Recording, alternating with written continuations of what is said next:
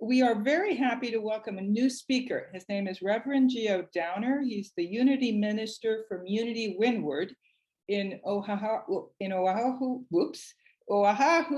Hawaii. Welcome, Reverend Geo. And we also have Dane Kane, who is back with us on piano. We welcome everyone joining us virtually today, and we send our warm greetings to those who view our services online. Once again, I really appreciate being here and playing for you all. And a little later, we'll be joined by my daughter, and we'll do a duet for the second special music. Right now, I'm going to play a piece by Bill Evans. It's called Waltz for Debbie F.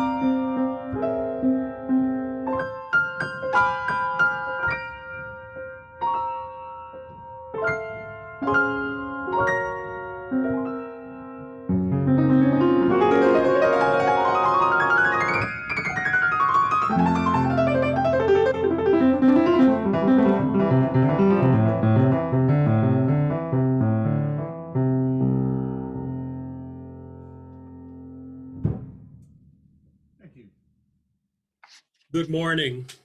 Today, the third Sunday in Advent, we light the pink candle of love.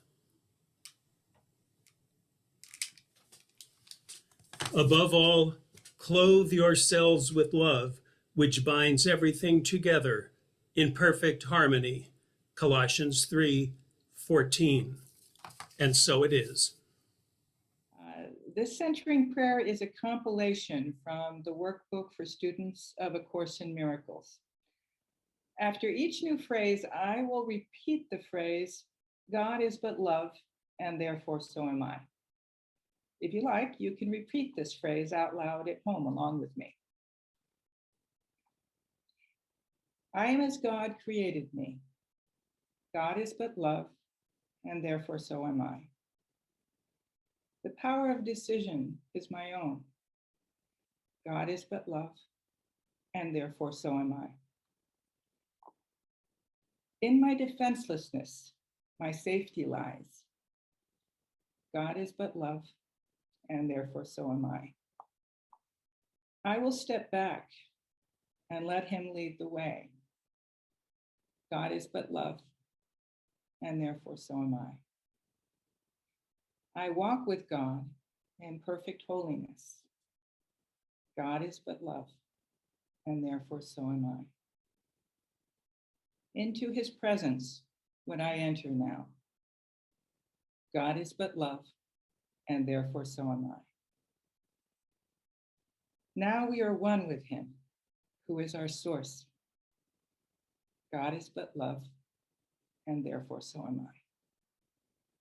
Thank you.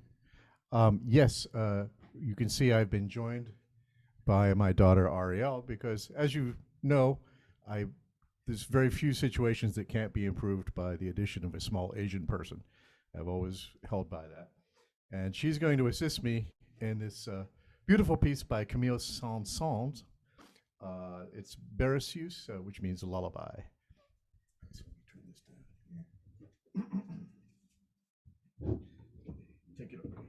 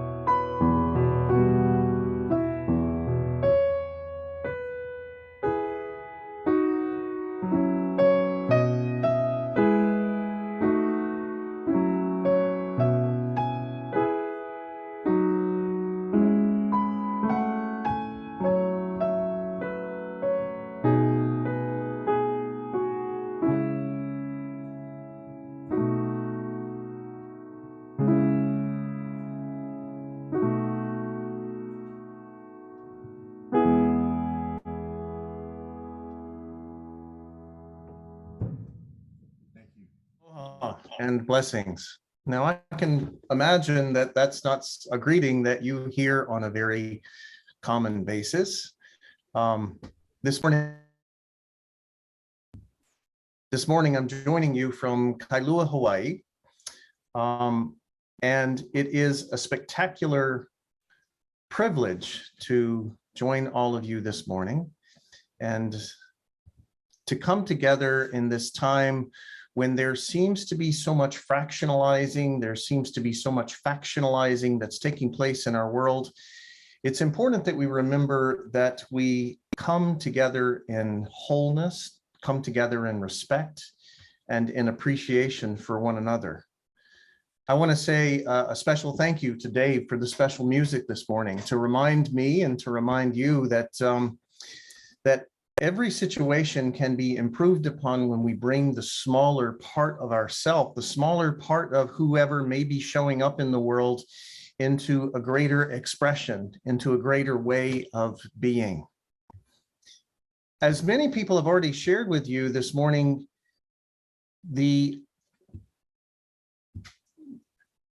day is the third Sunday in Advent, December the 12th. And the theme for today is love. Now, the important thing that we get to ask at this time of the year at Christmas is, how does love look? How does love sound? And in what ways can we experience that light of love in our world? The Advent candles have been lit. The light of life is coming forth in this time when it seems that there is an approaching darkness. It seems that the days get shorter and shorter and shorter, yet we know with faith and hope that the days will someday get longer. We also know that there is a peace within us that can foresee and can hope for the return of light. And more importantly, there's a peace that has comfort from the experience of love in our lives. So not only is today the third Sunday in Advent, it's also a very special day for me and for many other people all over this world. Today is the feast day of the Virgin of Guadalupe. The Virgin of Guadalupe is a story that many people are not all that familiar with, but it's a story that has a significant resonance and also a deep importance for many of the people of Mexico. The Virgin of Guadalupe is a story that first involves a man that is known now as Juan Diego. Juan Diego was a poor man who made his living by the sweat of his brow and was also very interested in this new religion, this new spirituality known as Christianity.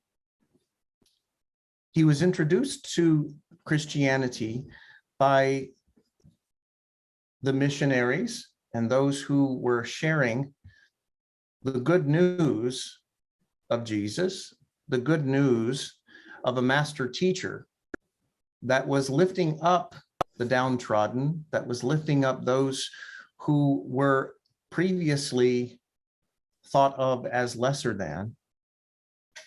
And he felt in his heart an appreciation for the idea that those who were smaller or thought of as less intelligent or lesser than could be brought forth into a greater way of being.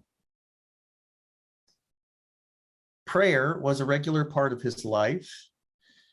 And one day while praying and walking on the mountain, Juan Diego came upon an apparition of the Virgin Mary. This is what we now know today as the Virgin of Guadalupe. And the Virgin Mary directed Juan Diego to tell the bishop to build a church in the site where they were standing. In the midst of his prayer and meditation and his time on the mountain, he felt an inspiration. He felt an upswelling from within him to speak to the bishop to have a church built here. He was at first daunted and frightened by that possibility, but he went to the bishop and said, "This is what I've heard. This is what I've been told. Will you help me? Will you come and build a church in this site?" Initially, the bishop dismissed him and said, this is silly. This is your imagination. However, Juan Diego was persistent, as well as the Virgin of Guadalupe was persistent. There is a light that shines within us that is the persistence of the parts of us that maybe sometimes seem smaller or insignificant, but those are the parts that we get to bring into wholeness and into completion and into an experience of love. The Virgin Mary represents the feminine aspect of compassion and also the feminine aspect of nurturance.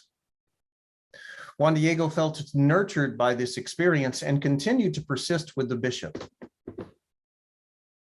The bishop said, "I will need proof." And Juan Diego said to the Virgin, "This is what the bishop has told me."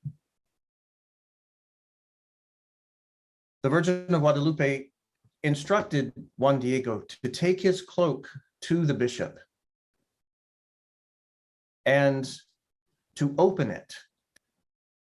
And that would be the proof that he needed. Initially, Juan Diego was skeptical, but he went to the bishop instead. And as he approached him, he opened his cloak, and out of the cloak poured roses in December, of all things. Beautiful flowers that poured forth from Juan Diego's tilma is what it was called. It was a cloak that he used in order to wrap himself in order to stay warm in the cool mountain air. Within his cloak was the apparition of the Virgin of Guadalupe, which is the image that many of us see whenever we see a reference to the Virgin of Guadalupe. This is an indication of the importance of bringing forth the smaller parts of ourselves into compassion and love and understanding. Any part of us that may seem or feel diminished is calling for us to bring forth into faith, into peace, and into love. There is a light within us, and there is a light of the Virgin of Guadalupe that is shining bright within you and within all of us. So how do we take that sound and that sight into our lives and into our world?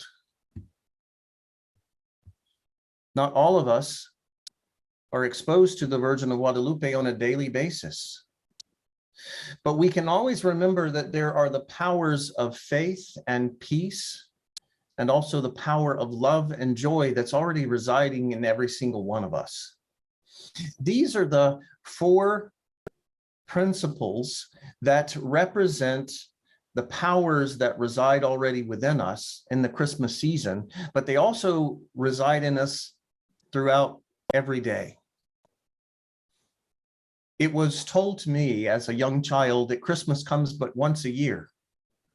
What I've experienced as a minister and what I've experienced in my spiritual awakening is that Christmas takes place every single day if I'm willing to allow the birth of Christ's power within me. If I'm willing to allow the birth of faith and peace and love and joy, then the small parts of me that had been previously diminished can be brought forth into an expression of gentle power, an expression of love, an expression of nurturance and compassion. In this Christmas season, I invite you and encourage you to recognize that these powers already reside within every one of us. And Christmas is, of course, even though the Daily Word says it's not about presents and gatherings, it can be about that, but more importantly, it is indeed about love. These ideas of presence and these ideas of coming together in communion with one another are the expressions of love in our lives and in our world. Let's recognize how we can bring forth the small parts of ourselves into a greater expression of wholeness and love. So when we wonder how that might sound, how would love sound in our lives or in our world? We can also imagine how would it look. From the Gospel according to Matthew, there is an account of a band of scholars arrived in Jerusalem from the east. They asked around, where can we find and pay homage to the newborn king of the Jews? We observed a star in the eastern sky that signaled his birth. We're on pilgrimage to worship him. Now, this is an account that comes from the Gospel according to Matthew that tells us of a light that was in the heavens. What's important to each of us is to remember that the light that resides within us, the candles that we light, are representations of the Christ power that reside within us already. It's for each of us to birth that power into gentleness, compassion, into the energy of love and the energy of gentle, nurturing power. There is so much call and so much need for nurturance in our world today. Many people are feeling depleted and diminished. So this feminine energy that is being birthed at this time of the year as well is the Christ power of wholeness. We can see that in the heavens, in the sky, but we can see that within the heavens that reside within us. That Christmas star is shining a light within you already. This sight that we can see is the most important thing that we can project out into the world. We can see rightly. Unity author and Unity minister Eric Butterworth once said that the great need is not to set things right, but to see them rightly. And Christianity ought to be a passport from illusion to reality.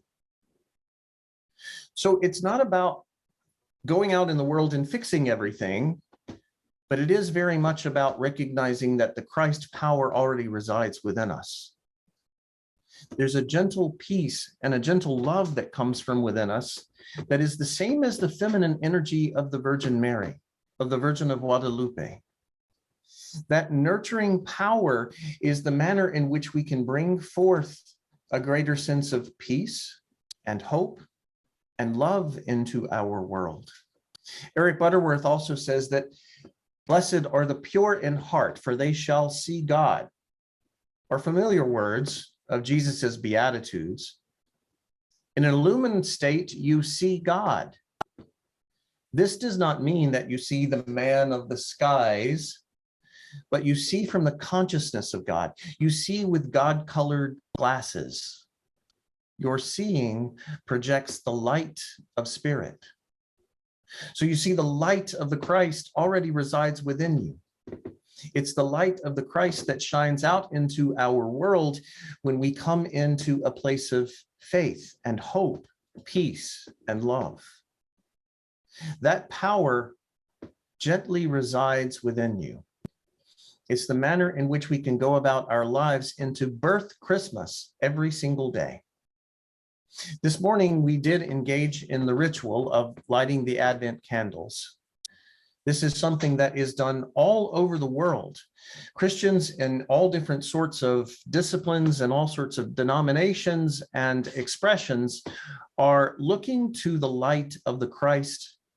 And the most important thing, I believe, is to see how that light resides within each of us.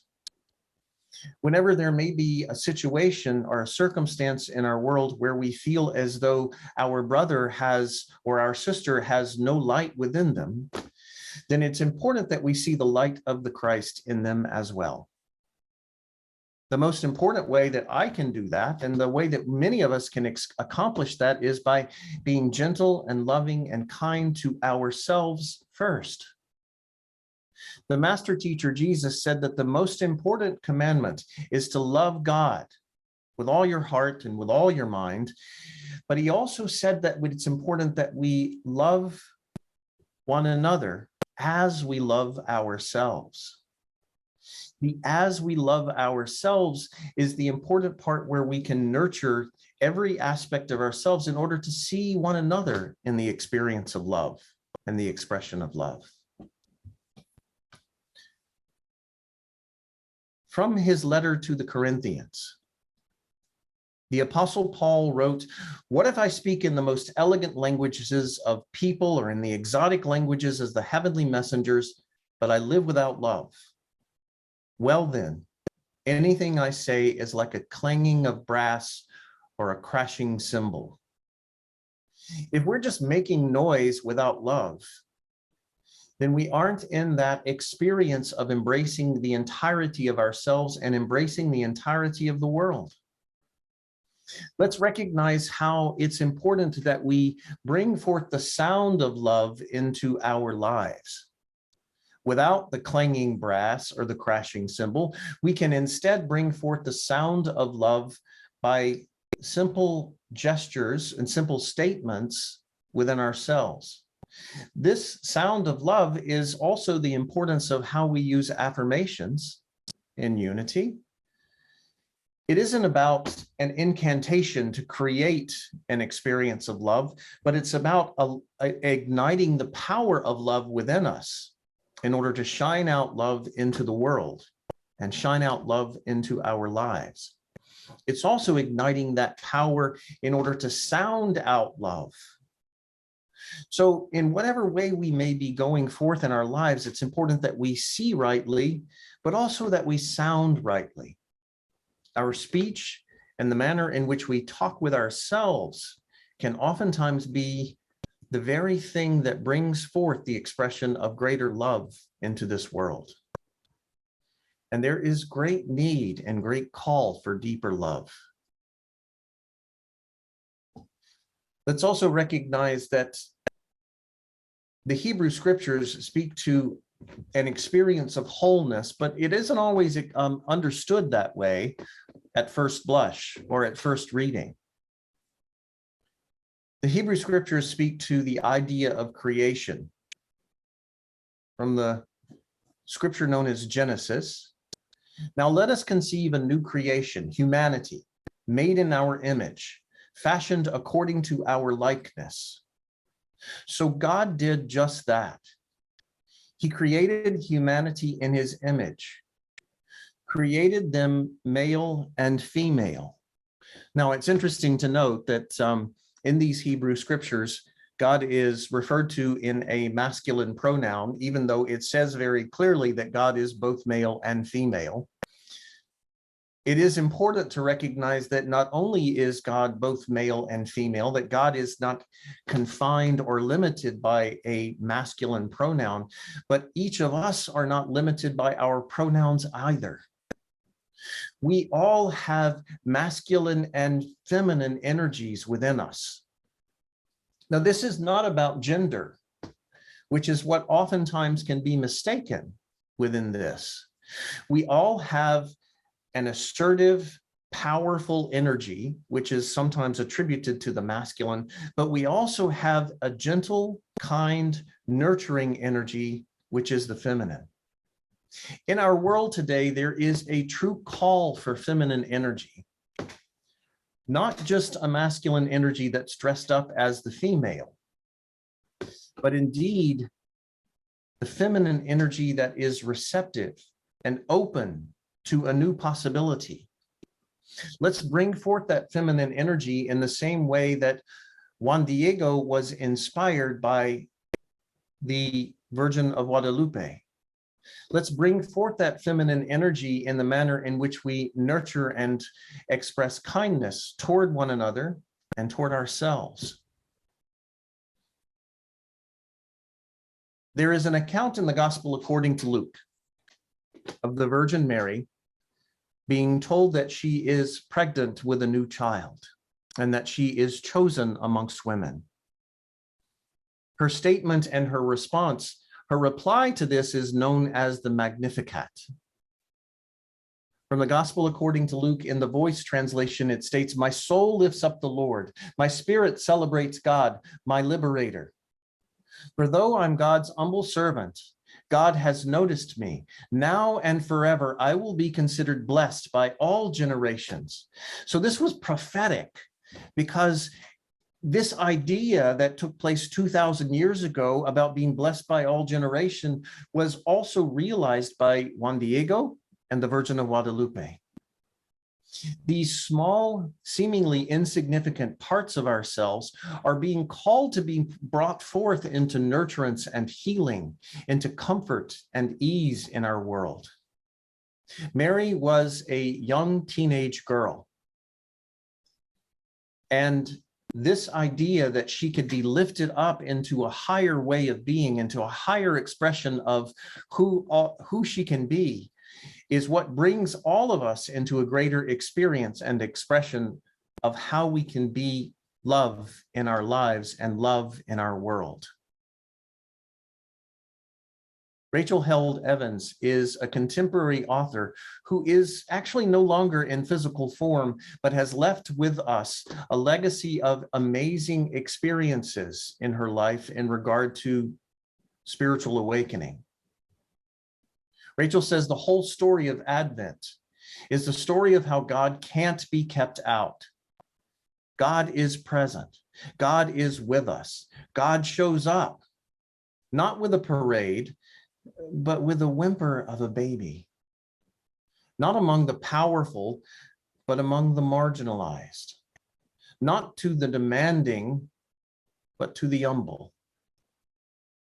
In what way can we bring forth humility into our lives and in our world and recognize the power of that vulnerability? Recognize every single aspect of who we are, and how that gentle part of ourselves can be brought forth into significant God power, significant love power. Father Richard Rohr is the director of the Center of Action and Contemplation in Albuquerque, New Mexico. He has made a huge impact on recognizing the importance of wholeness in our lives and in our world.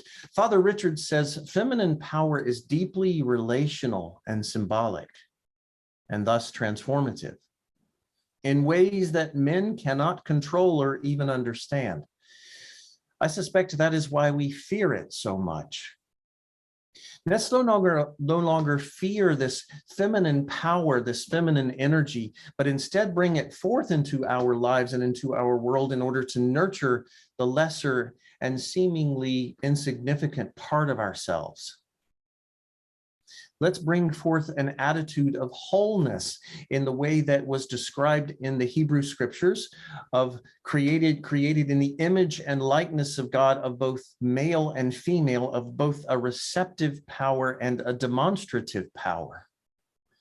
This idea is shared by numerous spiritual teachers.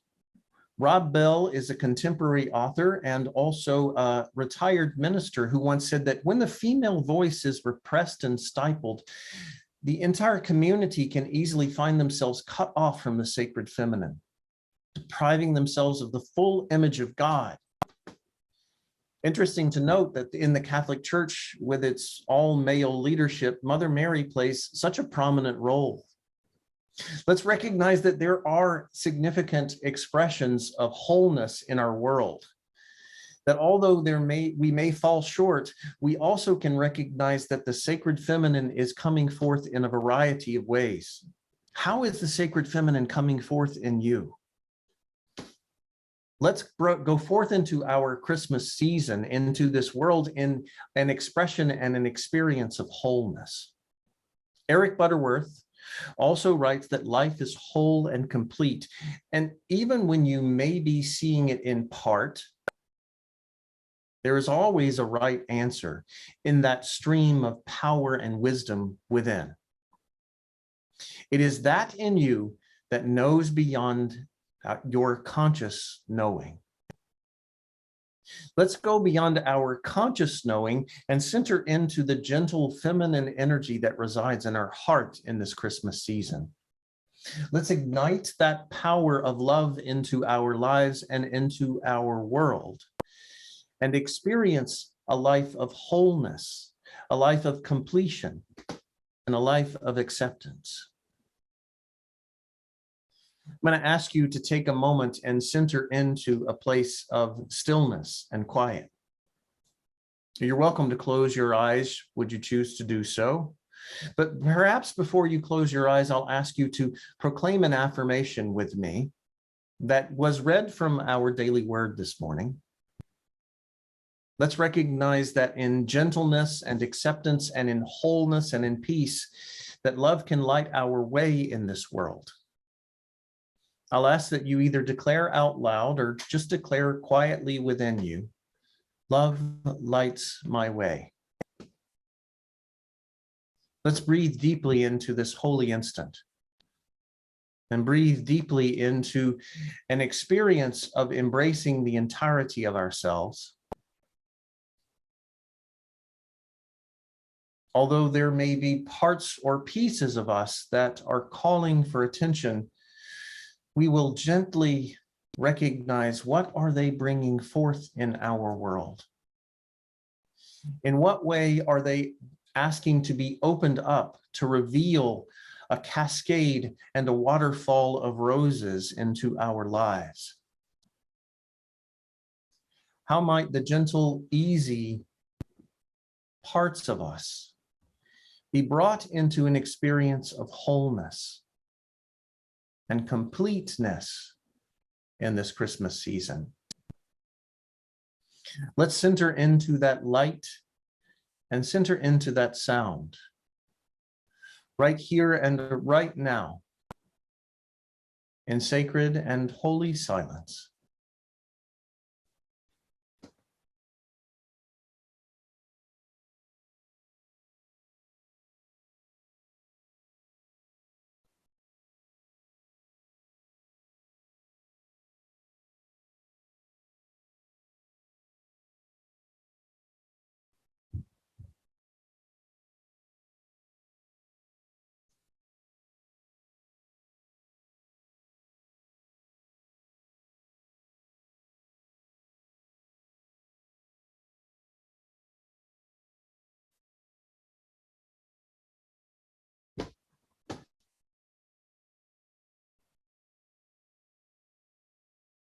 As we recognize this place of silence that resides within us as the place of creation,